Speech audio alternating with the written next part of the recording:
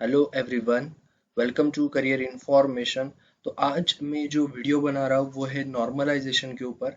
ये वीडियो मैं इसलिए बना रहा हूँ कि बहुत से बच्चों ने पूछा था कि नॉर्मलाइजेशन कैसे होता है, क्या उसका इम्पैक्ट होता है, कैसे उसको कैलकुलेट करते हैं, खास करके बैंकिंग सेक्टर में। और ना कि बैंकिंग सेक्टर में बहुत सारे जो कॉम्पिटिटिव एग्जाम है, LIC से लेके जो भी इंश्योरेंस और बहुत सारे टेक्निकल एग्जाम्स भी है जहाँ पे नॉर्मलाइजेशन होता है। हाँ, हालांकि हर जगह पे कहीं कहीं जगह पे उसका फॉर्मूला अलग होता है, लेकिन मैं आपको वो बताने वाला हुआ जो मोस्टली बैंक सेक्टर्स और इंश्योरेंस वगैरह जो कंपनियां हैं उसमें ये यूज करते हैं। ओके, जो भी SBI IBPS जो भी बैंक्स होते हैं उसमें ये यूज होते हैं। अभी अभी जो SBI क्लर्क का एग्जाम हुआ था, वो भी इसी तरह से नॉर्मलाइज होगा। उसके बाद में अभी जो RRB का होने वाला है वो भी इसी तरह से नॉर्मलाइज होगा। तो इसको आप अच्छे से देखो, मैं आपको थोड़ा डेमो भी दूंगा कि कैसे उसको कैलकुलेट करते हैं सेशन वाइज, ताकि आपको पूरी उसकी इंफॉर्मेशन मिल जाए। ओके, तो जो भी नए लोग हैं चैनल को सब्सक्राइब करो सबसे पहले, और लाइक करो। ओके, और शेयर करो ज़्यादा से ज़्यादा। ये चैनल जो है आपको पूरे रिक्रूटमेंट से रिलेटेड जो भी गवर्नमेंट प्राइवेट जो भी रिक्रूटमेंट प्रोसेस है, सिलेबस कट ऑफ आपको सब उस पे मिल जाएगा। ओके, और जितना सही हो सके उतना मैं आपको कोशिश करूंगा कि टेंटेटिव आपको बता दूं। तो सबसे इम्पोर्टेंट अभी चलते हैं नॉर्मलाइजेशन की ओर। तो ये जो नॉर्मलाइजेशन है ये बेसिकली होता क्या है? वैसे मुझे पता है कि ये सबको पता ही है, लेकिन जो न्यू कमर्स है या फिर जिनको ये कंसेप्ट नहीं पता है, जो भी अलग अलग सेशंस में एग्जाम होते हैं, सेम एग्जाम अलग अलग सेशंस में होती है, उसको इक्वल करने के लिए, इक्वल परसेंटेज पे लाने के लिए, इक्वल मार्क्स पे लाने के लिए, इक्वल डिफिकल्टी लेवल पे लाने के लिए नॉर्मलाइजेशन होता है। ओके, ताकि किसी को इसका फायदा नुकसान जो भी हो ना हो। ओके, तो वही चीज आपको मैं आज बताने वाला हूँ। जो अभी बैंकिंग या बहुत सारे एग्जाम्स में जो यूज करते हैं फॉर्मूला, वो है आपका इक्वी परसेंटाइल मेथड। ओके, ये है आपका इक्वी परसेंटाइल मेथड। जो कैसे निकालते हैं, आपको यहाँ पे मिलता है आपका percentile rank of candidate. Okay, तो आपको परसेंटेज में आपका रैंक ऑफ कैंडिडेट यहाँ पे मिलता है। कैसे मिलता है?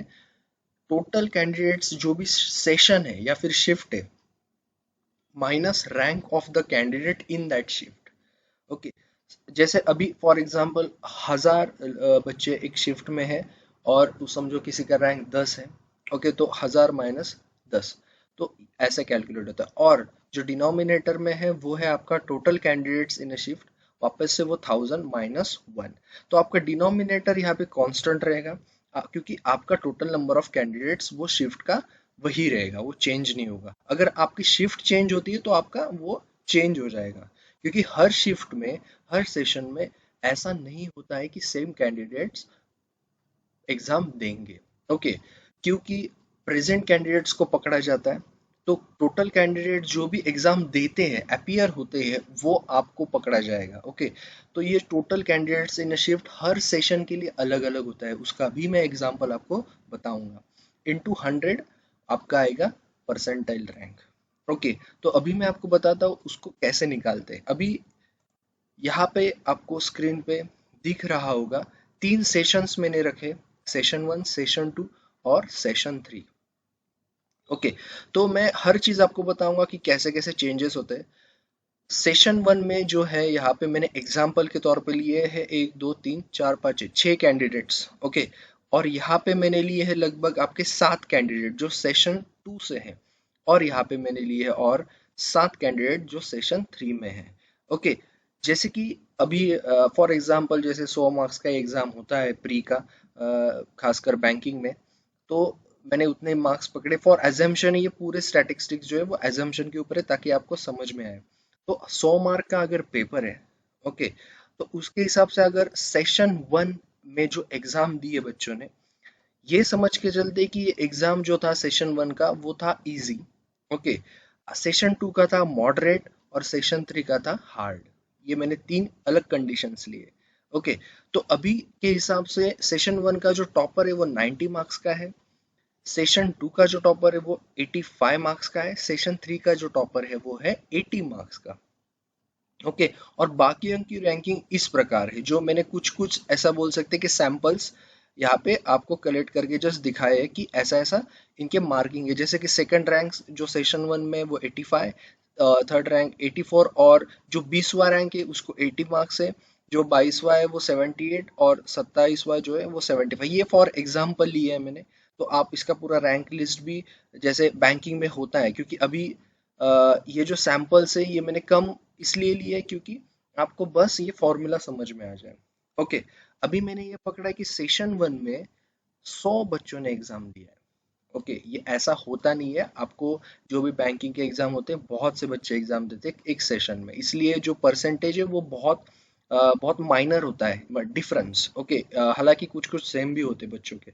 उसके बाद में सेशन टू पे आप अगर जाओ सेम, तो यहाँ पे भी आपको यहाँ पे जो फर्स्ट रैंक है वो है 85, जो ए कैंडिडेट है उसको 85 मार्क्स है, और सेकंड रैंक 82, थर्ड रैंक 81। बाद में फिर मैंने अगेन कुछ सैंपल्स समझो कि 78 है, किसी को उसका 18 रैंक है, 75 उसको 22, 74 उसका 30, और अगर 72 है उसका 32 फॉर एग्जांपल। बाद में सेशन थ्री, और एक चीज, यहाँ पे मैंने अभी 100 कैंडिडेट्स ने एग्जाम दिया सेशन वन में। सेशन टू में मैंने पकड़ा यहाँ पे 110 लोगों ने एग्जाम दिया। ओके, तो 110 लोगों ने एग्जाम दिया। सेशन थ्री की ओर चलते हैं, यहाँ पे है आपका हार्ड। हार्ड इसलिए बोलूंगा क्योंकि आपको समझ में आ रहा है कि टॉपर इसका कम है। तो 80 मार्क्स का इनका टॉपर है, बाकी के रैंकिंग सेम। अगर सेकंड रैंक 79, टेंथ रैंक 75, उसके बाद में 12 आपका 74, 18 71 और 40 जो रैंक है उसके मार्क्स है 65, और 45 रैंक है उसके है 61। और इसमें जो एग्जाम दिए हैं वो है 90, वो है आपके 90 पर्टिकुलर स्टूडेंट्स जिन लोगों ने एग्जाम दिया है। ओके, अभी मैंने क्या किया है, आपको फॉर्मूला याद होगा जो मैंने अभी आपको बताया। ओके, आपको क्या करना है, टोटल कैंडिडेट्स प्रेजेंट, आप अगर यहाँ पे देखोगे total candidates present in a shift minus rank of the candidate. Okay, तो आपका अगर यहाँ पे फर्स्ट रैंक है ये बंदे का, ओके, तो उसका अगर मैं माइनस करूँ, 100 में से माइनस करूँ तो ये होता है 99, और यहाँ पे भी आपका होता है 99, तो अब उसका हो जाता है 100 परसेंटाइल। तो ये तो ऑब्वियस बात है कि आपके हर सेशन का जो फर्स्ट बंदा होगा जिसका वो टॉपर होगा उसका रैंक आएगा, सो उसका जो परसेंटाइल रैंक आएगा वो आएगा आपका 100%। ओके, तो ये तो पता चल गया कि ये हमारा टॉपर है, उसका रैंक है 100%। ओके, उसको मिलेंगे 100%, क्योंकि फॉर्मूले से ही आप कैलकुलेट करें तो आपको मिल जाएगा। अगेन मैं अगर सेकंड रैंक के लिए वही फॉर्मूला यूज करके कैलकुलेट करूँ तो आएगा वो 98.98 परसेंटेज। थर्ड रैंक के लिए 797.97। 20th रैंक के लिए अगर मैंने ये समझा है कि एस जो है बंदा वो 20th रैंक पे है, उसके आगे 19 बच्चे हैं, तो 80 मार्क्स है उसको, उसका है 80.80, टी का है 78.78 और यू का है 73.73। ओके, आपको ये रैंक के हिसाब से कैलकुलेशन आपका हो जाएगा। ओके, ये रहा आपका फॉर्मूला, इस हिसाब से आपको कैलकुलेट करना है। ओके, यही फॉर्मूले से आप अगर अलग शिफ्ट में जाओगे तो अभी आपको क्या पकड़ना है, यहाँ पे total candidates in shift second के लिए आपको पकड़ना है 110। तो उसके हिसाब से आपने अगेन आपके कैलकुलेशन किए रैंक के हिसाब से, मैंने यहाँ पे रैंक लिखी है। ओके, उसकी रैंक ये है, जी की रैंक अगर 32 है, 72 मार्क्स है, तो उसका परसेंटेज बन रहा है 71.55 उसके जो भी अपीयर कैंडिडेट्स है। ओके, और एक चीज, अभी जो तीसरा सेशन है उसकी तरफ अगर आप देखोगे तो सेम थिंग वैसे ही कैलकुलेट किया है। आपका रैंक आपको पता है, उसका मार्क्स कितने वो पता है। ओके, तो और टोटल कैंडिडेट्स है 90, तो उसके हिसाब से आपने कैलकुलेट किया। ओके, तो ये अभी आपको पता चल गया परसेंटाइल रैंक तीनों शिफ्ट का। अभी अगर कोई बैंकिंग है तो वो डिसाइड करती है कि कट ऑफ उनका रहेगा समझो 80%। 80%। ओके, ये इसका नाम क्या है मेथड का, वो है आपका इक्वी परसेंटाइल। तो अगर कट ऑफ डिसाइड किया है वो है अगर 80%, तो इसमें 80% अबाउ बच्चे कितने हैं, अभी तो मेरे को जो भी मैंने लिखे शायद से अभी 80.80 है, तो थोड़ा बहुत 80 से लेके 80.80 तक भी एक हाथ दो बच्चे तो होंगे। अभी इसके हिसाब से मैं अगर यहाँ पे लिखूंगा तो आपको टोटल यहाँ पे दिखाई देंगे, इसका रैंक है 20, तो मैं ये समझ के चल रहा हूँ कि यहाँ पे 20 बच्चे क्लियर है फॉर एग्जाम्पल। ओके, 20 बच्चे क्लियर है, बाकी लोग नहीं हो पाए। अभी मैं इसमें अगर परसेंटाइल रैंक निकालूं तो समझ के चलो ये जो रैंक है इसका 22 है। ओके, इसका 22 है, तो मैं ये समझ के चलता हूँ कि यहाँ पे 22 लोगों ने क्लियर किया। ये जो है ये आपका है क्लियर कैंडिडेट्स। ओके, ये है आपका क्लियर कैंडिडेट्स। ओके, जो क्लियर हो चुके हैं। ओके, एग्जाम वो लोग क्लियर हो चुके हैं। ओके, उसके बाद में इसमें अगर आप जाओ 80 अबाव, तो आपको यहाँ पे पता चलेगा अगेन 18। ओके, ये फॉर एग्जाम्पल है जो आपको समझ में आ जाएगा कि कैसे कैलकुलेट होता है। ओके, तो अभी क्या समझ में आया कि सेशन वन से कितने लोगों ने क्लियर किया, 20। लेकिन अभी आपको क्या देखना है, आप ये चीज देखो कि कैसे नॉर्मलाइज हो चुका है। ठीक है, अभी इसमें आप देखोगे तो 80 मार्क्स का लास्ट कैंडिडेट था। इसमें कितने मार्क्स का, 80 मार्क्स का। ओके, इसमें अगर बोलूं कि 80 मार्क्स का इसका लास्ट कैंडिडेट था। ओके, इसमें आप देखोगे तो इसमें आपका 80 का अगर देखोगे तो 75 मार्क्स का आपका लास्ट कैंडिडेट था। ओके, और उसके बाद में यहाँ पे आपका आप चेक करोगे तो आपका 71 मार्क्स का अपना आपका लास्ट कैंडिडेट होगा। ओके, तो अभी आपको ये डिफरेंस समझ में आ रहा है कि जो इजी शिफ्ट थी, ठीक है, उसमें 80 मार्क्स के ऊपर के बच्चे क्वालिफाई हुए, इसमें 75 मार्क्स के ऊपर के, और इसमें आपके हुए 71 मार्क्स के ऊपर के। ओके, तो ये होता है नॉर्मलाइज होना, मतलब आपका जो जो हार्ड शिफ्ट था, इसका 71 मार्क्स और इसका 80 मार्क्स इक्वल हो गया। जो आपका मीडियम जो मॉडरेट बोलते हैं वो शिफ्ट था, उसका 75 मार्क्स था, वो इक्वल हो चुका है 80 मार्क्स से, वो इक्वल हो चुका है 70 मार्क्स के तीसरे सेशन के। और फिर आपको क्या मिलता है, आखिरी में कट ऑफ मिलता है। तो ये लोगों जो भी क्लियर हुए इनका जो मार्किंग रहेंगी वो सेम रहेगा, बराबर, मतलब इनका नॉर्मलाइज होगा। एक तो इसके कम हो सकते हैं प्लस माइनस, इसका बढ़ सकता है प्लस माइनस, और इसका भी बढ़ सकता है। ओके, प्लस माइनस प्लस, और ये बढ़ सकता है तो प्लस। तो इस तरह से ये नॉर्मलाइज होता है।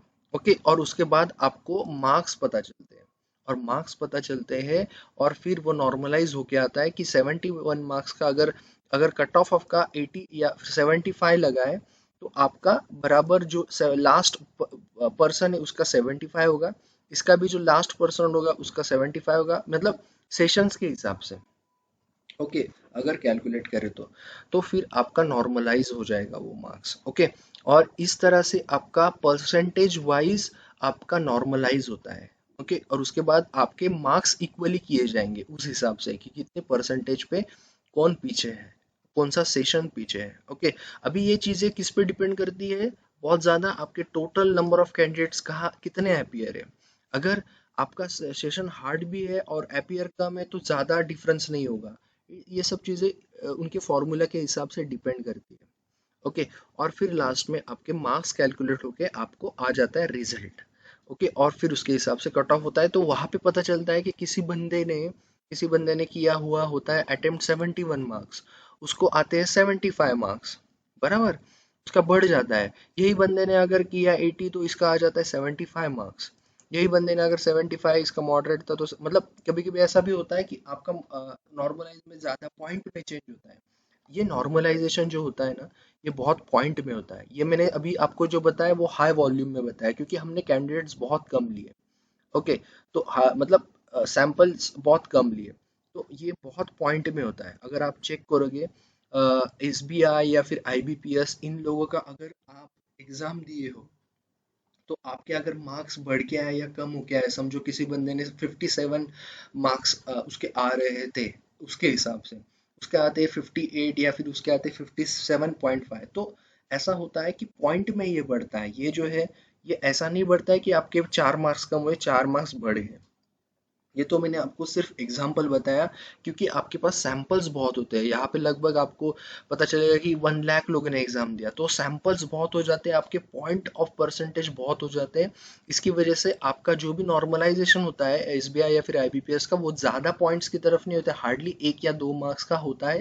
या फिर किसी किसी कभी कभी ऐसा हुआ होगा कि ज्यादा भी हो सकता है, लेकिन हार्डली उतना ही होता है, और वो पॉइंट में होता है।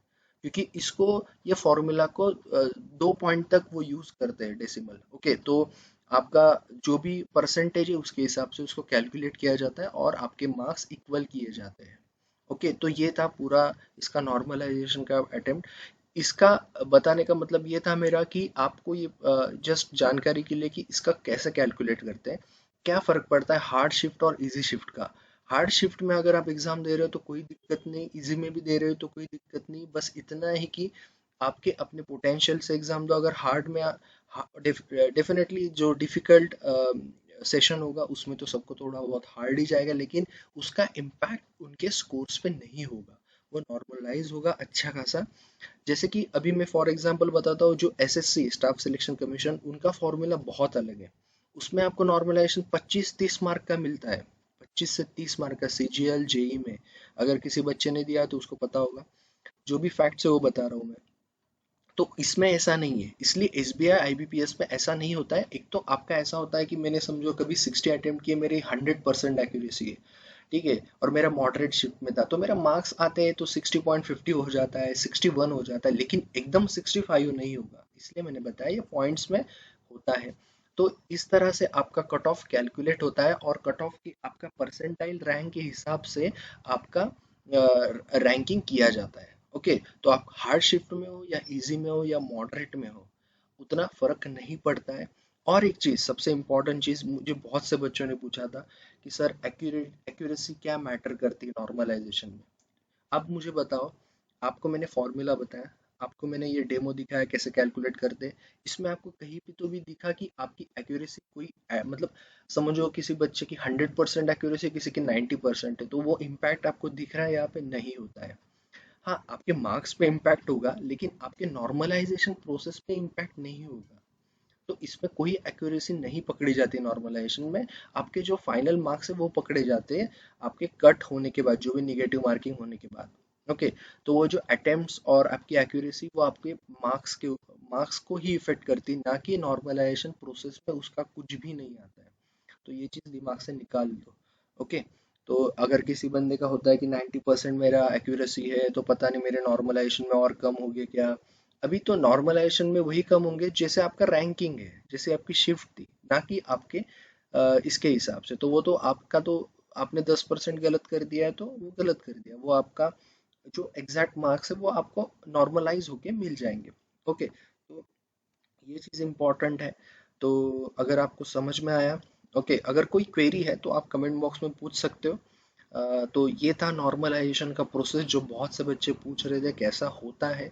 तो ज़्यादा ये मत सोचो आपकी शिफ्ट हार्ड थी या मॉडरेट थी या इजी थी, वो टेक केयर आपका आईबीपीएस करेगा। ये जो है, ये कोई जैसे मैंने कैलकुलेट किया वैसे कोई कैलकुलेट नहीं करता, ये अल्गोरिदम है उनका, वो खुद अल्गोरिदम ये सब वर्क करता है।